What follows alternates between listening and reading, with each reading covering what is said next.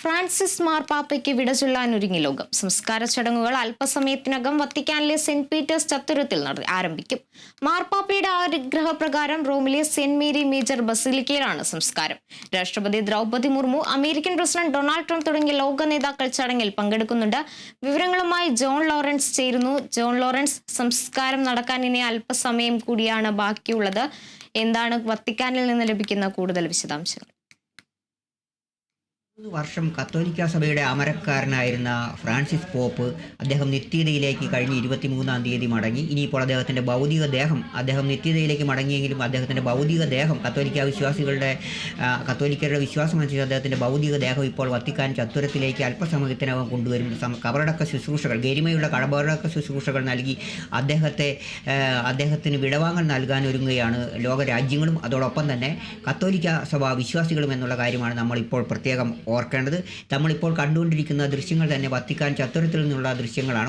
Indian സമയം 1:30 അദ്ദേഹത്തിൻ്റെ കബറടക്ക ശുശ്രൂഷകൾ ആരംഭിക്കും. ലോക നേതാക്കളും അതോടൊപ്പം തന്നെ വിശിഷ്ട അതിഥികളും എല്ലാം തന്നെ വത്തിക്കാൻ ചത്തുരത്തിലേക്ക് എത്തിക്കൊണ്ടിരിക്കുന്ന ദൃശ്യങ്ങളാണ് നമ്മളിപ്പോൾ കണ്ടുകൊണ്ടിരിക്കുന്നത്. ഇന്ത്യയെ പ്രതിനിധീകരിച്ച് രാഷ്ട്രപതി Droupadi Murmu, American president Donald Trump, മാർപ്പാപ്പയുടെ ജന്മനാടായ അർജന്റീനയിൽ നിന്നുള്ള പ്രസിഡന്റ്, അതോടൊപ്പം തന്നെ ലത്തീൻ അമേരിക്കൻ രാജ്യങ്ങളിൽ നിന്നുള്ള രാഷ്ട്ര നേതാക്കന്മാർ, യൂറോപ്പിൽ ഉടനീളമുള്ള ലോക നേതാക്കൾ, രാഷ്ട്ര നേതാക്കൾ എല്ലാം തന്നെ അദ്ദേഹത്തിൻ്റെ കബറടക്ക ശുശ്രൂഷയ്ക്കും അദ്ദേഹത്തിന് അവസാനമായി ഒന്ന് കാണുവാനും അദ്ദേഹത്തെ കണ്ട് വിടവാങ്ങാനും അതോടൊപ്പം തന്നെ അദ്ദേഹത്തിന് ആദരാഞ്ജലികൾ അർപ്പിക്കാനും എല്ലാം തന്നെ എത്തിയിട്ടുണ്ട്. ഏതാണ്ട് വത്തിക്കാൻ ചത്തുരത്തിൽ ഏതാണ്ട് 10 ലക്ഷത്തോളം വിശ്വാസികൾക്ക് നിൽക്കാമെന്നാണ്, വിശ്വാസികൾക്ക് അവിടെ ചടങ്ങുകൾക്ക് സാക്ഷ്യം വഹിക്കാൻ ഈ വത്തിക്കാൻ ചത്തുരത്തിൽ നിൽക്കാൻ കഴിയും എന്നാണ് പറയുക. എന്നിരുന്നാൽ പോലും അദ്ദേഹത്തിൻ്റെ സംസ്കാര ചടങ്ങുകളിൽ കബറടക്ക ചടങ്ങുകളിൽ പങ്കെടുക്കാതെ 1 ലക്ഷത്തിലധികം പേർ ഇപ്പോൾ ഈ ദൃശ്യങ്ങളിൽ നമുക്ക് കാണാൻ കഴിയും. 1 ലക്ഷത്തിലധികം പേർ തന്നെ വിശ്വാസികൾ ഇപ്പോൾ ഈ വത്തിക്കാൻ ചത്തുരത്തിൽ തടിച്ചു കൂടിയിട്ടുണ്ടെന്നാണ് നമ്മൾ ഇപ്പോൾ ദൃശ്യങ്ങളിൽ നമുക്ക് കാണാൻ കഴിയുന്നത്. ഇന്ന് ഏറ്റവും അവസാനമായി മാർപ്പാപ്പയുടെ ഭൗതിക ദേഹം ഇപ്പോൾ വത്തിക്കാൻ സെന്റ് പീറ്റേഴ്സ് കത്തീഡ്രലിലെ ഒരു ഹാളിൽ ആണ് ഇപ്പോൾ അദ്ദേഹത്തിൻ്റെ ഭൗതിക ദേഹമുള്ളത്. ഇന്ന് ഏറ്റവും അവസാനമായി 50 പേർ മാത്രം പങ്കെടുക്കുന്ന ചടങ്ങുകൾ മാത്രമാണ് അവിടെ നടന്നത്. അല്പസമയത്തിനകം മാർപ്പാപ്പയുടെ മാർപ്പാപ്പമാരുടെ കബറടക്ക ശുശ്രൂഷകൾ നടക്കുന്നത് പോലെയുള്ള ആ ഗരിമയുള്ള കബറടക്ക ശുശ്രൂഷകൾക്കുള്ള അല്പസമയത്തിനകം തുടക്കം കുറിക്കും. മാർപ്പാപ്പയുടെ ഭൗതികദേഹം അല്പസമയത്തിനകം വത്തിക്കാൻ സെന്റ് പീറ്റേഴ്സ് കത്തീഡ്രലിലെ ഹാളിൽ നിന്ന് വത്തിക്കാൻ ചത്തുരത്തിലേക്ക് കൊണ്ടുവരും. കബറടക്ക ശുശ്രൂഷകൾക്ക് നേതൃത്വം നൽകുന്നത് കർദിനാൾ സംഘത്തിൻ്റെ ഡീൻ ഇറ്റാലിയൻ കർദിനാളുമായ ജിയോവന്നി ബാറ്റിസ്റ്റ റേ ആയിരിക്കും. അർജന്റീനയിൽ നിന്നുള്ള കർദിനാൾ ലിയോണാർഡോ സാന്ദ്രി, അദ്ദേഹം മാർപ്പാപ്പയുടെ നാട്ടിൽ നിന്നുള്ള ആൾ തന്നെയാണ്. അദ്ദേഹമായിരിക്കും ഉപകാർമ്മികനാവുക. അതോടൊപ്പം തന്നെ കത്തോലിക്ക സഭയിലെ മുഴുവൻ കർദിനാൾമാരും ചടങ്ങിൽ പങ്കെടുക്കും. കേരളത്തിൽ നിന്നുള്ള കർദിനാൾമാർ, ഇന്ത്യയിൽ നിന്നുള്ള 4, 5, 6 കർദിനാൾമാർ വത്തിക്കാനിൽ എത്തിയിട്ടുണ്ട്.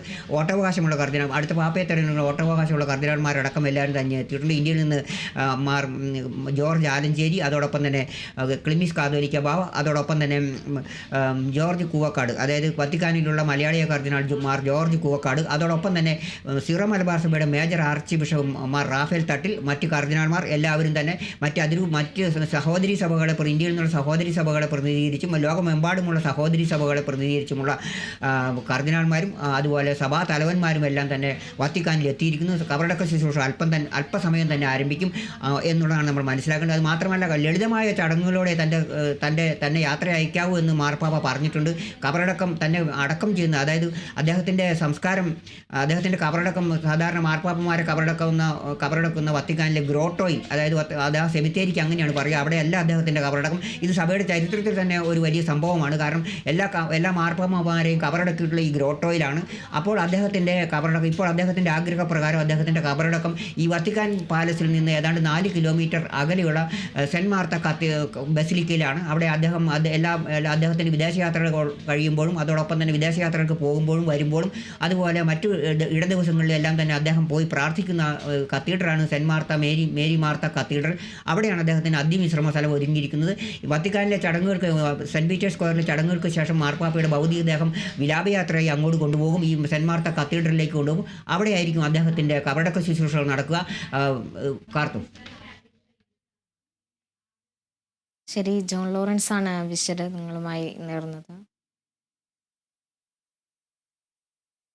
ഇത് നടപടിക്രമങ്ങൾ ഇപ്പോൾ പൂർത്തിയായിട്ടുണ്ടോ? അതോ സുരക്ഷാ ക്രമീകരണങ്ങളൊക്കെ വത്തിക്കാനിൽ എവിടെ വരെ എത്തിയതായാണ് ഇപ്പോൾ പുറത്തുവരുന്ന വിവരങ്ങൾ? ഇതൊക്കെ വലിയ സുരക്ഷയാണ്. ലോക നേതാക്കളെല്ലാം തന്നെ എത്തിയിരിക്കുന്നു. വത്തിക്കാനിൽ എത്തിയിരിക്കുന്നു. ഡൊണാൾഡ് ട്രംപ്, ഇന്ത്യൻ രാഷ്ട്രപതി, അതുപോലെ തന്നെ ലോക നേതാക്കളെല്ലാം തന്നെ എത്തിയിരിക്കുന്നു. അതുകൊണ്ട് തന്നെ വലിയ ഉചിതമായ സുരക്ഷയാണ് വത്തിക്കാനും ഇതിൽ ഒരുക്കിയിരിക്കുക. വത്തിക്കാനും അതോടൊപ്പം തന്നെ ഇറ്റാലിയൻ സർക്കാരും വലിയ തോതിലുള്ള സുരക്ഷയാണ് ഇവിടെ ഒരുക്കിയിരിക്കുന്നത്. വത്തിക്കാനും മാർപ്പാപ്പയുടെ ഔദ്യോഗിക സുരക്ഷാ വിഭാഗം എന്ന് പറയുന്നത് സ്വിസ് ഗാർഡുകളാണ് അവിടെ നമ്മൾ ദൃശ്യങ്ങളിൽ കാണുന്നത് നിൽക്കുന്നത്. അതുകൂടാതെ തന്നെ വലിയ തോതിലുള്ള സുരക്ഷാ സംവിധാനങ്ങൾ അവിടെ ഏർപ്പെടുത്തിയിട്ടുണ്ട്. അത് നമ്മളിപ്പോൾ നമുക്ക് ദൃശ്യങ്ങളിൽ കാണാൻ കഴിയില്ല. അത്തരത്തിലുള്ള എല്ലാ ആധുനിക സംവിധാനങ്ങളും കൂടി തന്നെയുള്ള അത്യാധുനിക ക്യാമറകളും സംവിധാനങ്ങളും അതുപോലെ എല്ലാ സംവിധാനങ്ങളും അവിടെ ഒരുക്കിയിട്ടുണ്ട്. വത്തിക്കാൻ പാലസിന് ചുറ്റും അത്തരം സംവിധാനങ്ങളെല്ലാം തന്നെ ഒരുക്കിയിട്ടുണ്ട്. അതിനൊന്നും ഇന്ന് പ്രാധാന്യമില്ല. വത്തിക്കാനിൽ നിന്ന് ആകെ നമ്മൾ കാണുന്നത് മാർപ്പാപ്പയുടെ സുരക്ഷാ ഗാർഡുകളാണ്. അത് ഏറെക്കുറെ 100-200 സുരക്ഷാ ഗാർഡുകളാണ് അദ്ദേഹത്തിനുള്ളത്. അവരാണിപ്പോൾ അത് അവിടെ നിൽക്കുന്നത്. മാർപ്പാപ്പയുടെ ഭൗതികദേഹം വത്തിക്കാൻ സെൻറ്റ് പീറ്റേഴ്സ് ബസിലിക്കയിൽ നിന്ന് വത്തിക്കാൻ ചത്തുരത്തിലേക്ക് കൊണ്ടുവരുമ്പോൾ തന്നെ സ്വിസ് ഗാർഡുകളുടെ തലവൻ്റെ നേതൃത്വത്തിലായിരിക്കും അകമ്പടി നൽകുക. അത് ഇപ്പോൾ തന്നെ അല്പസമയത്തിനും അദ്ദേഹത്തിൻ്റെ ഭൗതികദേഹം വത്തിക്കാൻ ചത്തുരത്തിലേക്ക് കൊണ്ടുവരും. അത് നമ്മളിപ്പോൾ കാണാനിരിക്കുന്നുള്ളൂ. അവിടെ ഏറെക്കുറെ ഇന്ത്യൻ സമയം, അവിടെ ഈ പ്രാദേശിക സമയം ഏറെക്കുറെ നമ്മുടേതിനേക്കാൾ 3.5 മണിക്കൂർ പിറകിലേക്കാണ് ഇപ്പോൾ. എന്നിരുന്നാലും ഇപ്പോൾ നമ്മുടെ സമയത്തിനനുസരിച്ച് തന്നെ വലിയ വെയിൽ നല്ല അന്തരീക്ഷമാണ് ഇപ്പോൾ അവിടെ കാണുന്നതെന്നാണ് നമുക്ക് കാണാൻ കഴിയുന്നത്. വെയിൽ തെളിഞ്ഞ നല്ല അന്തരീക്ഷത്തിലാണ് മാർപ്പാപ്പയുടെ കബറടക്ക ചടങ്ങുകൾ നടക്കുന്നതെന്ന് വേണം നമ്മൾ മനസ്സിലാക്കാൻ. അല്പസമയത്തിനും മാർപ്പാപ്പയുടെ ഭൗതികദേഹം വത്തിക്കാനിലെ സെൻറ്റ് പീറ്റേഴ്സ് ബസിലിക്ക ഹാളിൽ നിന്ന് വത്തിക്കാൻ ചത്തുരത്തിലേക്ക് കൊണ്ടുവരും. അവിടെയുള്ള ഒരുക്കങ്ങളെല്ലാം തന്നെ നമ്മൾ കണ്ടു കഴിഞ്ഞു.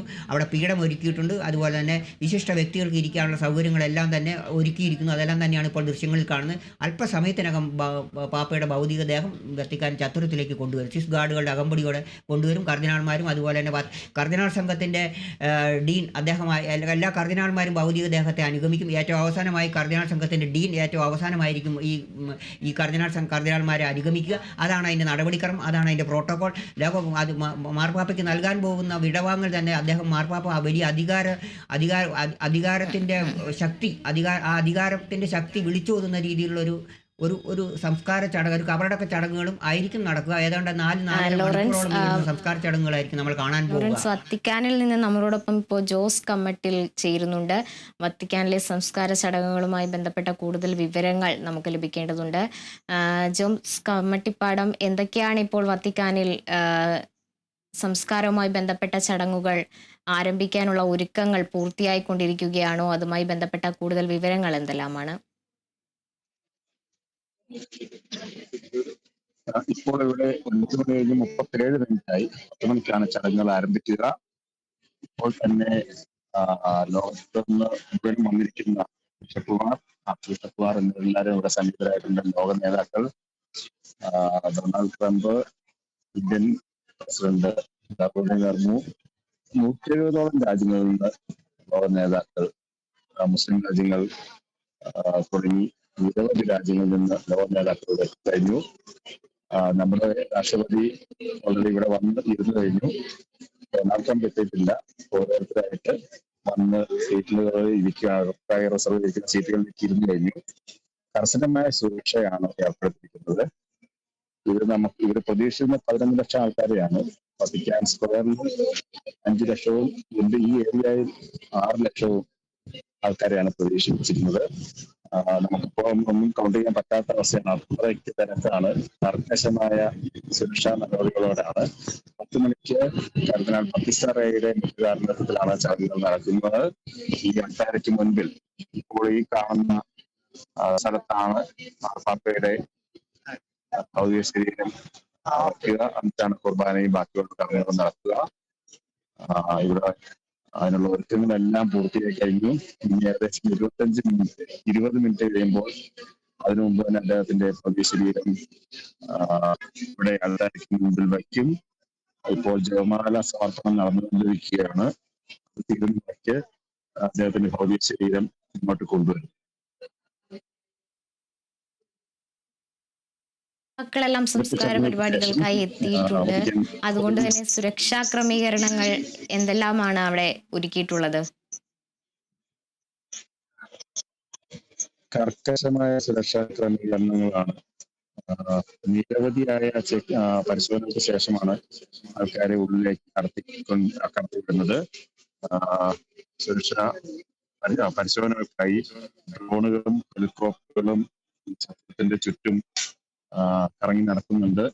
നിരവധിയായ പോലീസുകാർ, മഫ്തിയിലുള്ള പോലീസ് ഉദ്യോഗസ്ഥന്മാർ, എല്ലാ പോലീസ്, ക്രൈംബ്രാഞ്ച്, പട്ടാളം, എല്ലാ സുരക്ഷാ സന്നാഹങ്ങളും ഇവിടെ ഒരുക്കിയിട്ടുണ്ട്. ഫയർഫോഴ്സ്, എല്ലാ സുരക്ഷാ ക്രമീകരണങ്ങളും ഇവിടെ ഒരുക്കിയിട്ടുണ്ട്. ഫയർഫോഴ്സും ആംബുലൻസുകളും ഒക്കെ നിരവധിയാണ് സ്ക്വയറിന് ചുറ്റും കിടക്കുന്നത്. ഈ ഒരു 1.5 കിലോമീറ്ററിനുള്ളിൽ ഒരു വാഹനങ്ങളും പ്രവേശിപ്പിക്കാൻ പറ്റാത്ത രീതിയിൽ ഇന്നലെ രാത്രിയിൽ തന്നെ പോലീസ് അതെല്ലാം നിയന്ത്രിച്ചിരുന്നു. അനധികൃതമായിട്ട് പാർക്ക് ചെയ്യുന്ന വണ്ടികളെല്ലാം പോലീസ് രാത്രിയിൽ തന്നെ എടുത്ത് മാറ്റിയിരുന്നു. അങ്ങനെ കർക്കശമായ സുരക്ഷാ നടപടികളോട് തന്നെയാണ് ചടങ്ങുകൾ നടക്കുന്നത്. പ്രത്യേകിച്ചും 170 ലോക രാജ്യങ്ങളുടെ വാർത്തദാനം എന്നതാണ് എല്ലാവരും വരുന്നതുകൊണ്ട് ഇന്ത്യയെ പ്രതിനിധീകരിച്ച് ഇന്ത്യയുടെ രാഷ്ട്രപതി ദ്രൗപദി മുർമു, കേന്ദ്രമന്ത്രിമാരായ കിരൺ റിജിജു, ജോർജ് കുര്യൻ, കേരള സർക്കാരിനെ പ്രതിനിധീകരിച്ച മന്ത്രി ശ്രീ റോഷി അഗസ്റ്റിൻ, ഗോവ ഡെപ്യൂട്ടി സ്പീക്കർ ഡിസൂസ, ഭാരതീയ കത്തോലിക്ക സഭയുടെ CBCയുടെ president Andrews Thazhath, cardinal Alencherry, cardinal Davis, great Britain bishop Srampickal, കൂടാതെ ബോംബെ ആർച്ച് ബിഷപ്പ് ഗ്രേഷ്യസ് ഓസ്വാൾഡ് തുടങ്ങി Goa archbishop cardinal Filipe Neri തുടങ്ങി നിരവധി ബിഷപ്പുമാർ, ഇന്ത്യയുടെ ആർച്ച് ബിഷപ്പ് അങ്ങനെ നിരവധി നേതാക്കളും ലോക നേതാക്കളുമാണ് ഇവിടെ എത്തിയിട്ടുള്ളത്. അതിനാൽ കടുത്ത സുരക്ഷാ ക്രമീകരണങ്ങളാണ് ഒരുക്കിയിരിക്കുന്നത്. ഡൊണാൾഡ് ട്രംപ് ഫെസിലിറ്റി അദ്ദേഹം ഇപ്പോൾ മാറ്റി. ഒരുമാതിരി നേതാക്കന്മാരെല്ലാ ലോക നേതാക്കളും തന്നെ ഇരുന്ന് കഴിഞ്ഞു. ഡൊണാൾഡ് ട്രംപ് വളരെ കുറച്ച് ആൾക്കാർ മാത്രമേ ഇനിയും അവർക്കായി സുരക്ഷ, അവർക്കായി ഒരുക്കിയിരിക്കുന്ന സീറ്റുകളിലേക്ക്, കസേരകളിലേക്ക് ഇരിക്കാനായി വരുന്നത്. ഇപ്പോഴും ലോക നേതാക്കൾ വന്നുകൊണ്ടിരിക്കുകയാണ്.